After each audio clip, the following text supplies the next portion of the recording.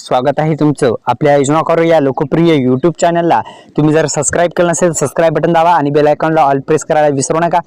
निश्चितच मित्रांनो, पीएम किसान योजनेच्या माध्यमातून राबवली जाणारी सर्वात मोठी योजना केंद्र सरकार मार्फत राबवली जाते। या योजनेचा आता 19वा हप्ता थेट शेतकरी बांधवांच्या 10 फेब्रुवारी रोजी खरंच मिळणार का, या संदर्भात सविस्तर माहिती आपण या व्हिडिओच्या माध्यमातून जाणून घेण्याचा प्रयत्न करणार आहोत। खरंच 10 फेब्रुवारी रोजी शेतकऱ्यांच्या खात्यामध्ये हे पैसे मिळणार का? तर निश्चितच मित्रांनो, आपल्या YouTube चॅनलला विनंती आहे, पुन्हा एकदा सबस्क्राइब केलं नसेल सबस्क्राइब करा, या व्हिडिओला लाईक करायला विसरू नका।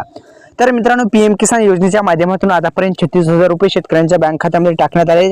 आधार संलग्न बँकेमध्ये टाकण्यात आलेले आहेत। आधारला बँक लिंक असणं अत्यंत गरजेचं आहे। हा प्रॉब्लेम दुरुस्त करून सुद्धा घेणं गरजेचं आहे। आधार कार्डला जर बँक लिंक नसेल तर करून घ्या। आता पहा, या व्हिडिओच्या माध्यमातून आपण जाणून घेणार आहोत की या शेतकऱ्यांना बसणार आहे फटका। अशी करायची आहे तुम्हाला EKYC, आणि तुम्हाला जर काही प्रॉब्लेम जर असतील तर या क्रमांकावर तुम्हाला कॉल करायचा आहे। दुसरं म्हणजे मित्रांनो, तुम्हाला हे जे शेतकरी आहेत, काही शेतकरी या योजनेपासून विचिंत राहू शकतात, कारण की काही कामे सुद्धा करायची आहेत।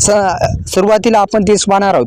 जर तुम्ही सरकारच्या गाईडलाईन्स म्हणजे पीएम किसान योजनेचे जर नियम पाळत नसाल तर तुम्हाला तो हप्ता मिळणार नाही।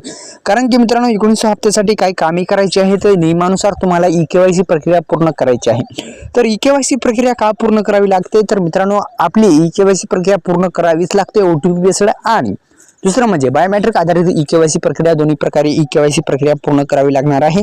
दुसरं म्हणजे अधिकृत वेबसाईटला भेट देऊन तुम्ही अधिक माहिती पाहू शकता, आणि टोल फ्री क्रमांक सुद्धा तुम्हाला मी सांगणार आहे, तुम्हाला स्क्रीनवर दिसत असेल, याच्यावर तुम्ही कॉल करून माहिती सुद्धा घेऊ शकता। तर मित्रांनो, अशी EKYC प्रक्रिया CSC आधारित CSC सेंटरवर करू शकता।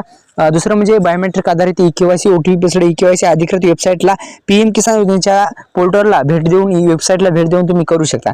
तर मित्रांनो, तुम्हाला जर काही कामे करायची आहेत, म्हणजे 3 प्रमुख प्रॉब्लेम जे आहेत ते दुरुस्त करायचे आहेत, फक्त हे 3 कामे पूर्ण करा।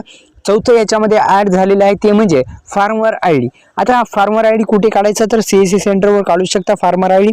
आपल्या YouTube चॅनलला सबस्क्राइब करू शकता, आणि फार्मर ID जर काढली नसेल तर काढून घ्या। अधिकृत वेबसाईट सुरू झालेली आहे त्याची। तर मित्रांनो, आपल्या YouTube चॅनलला सबस्क्राइब करा। धन्यवाद। जय शिवराय।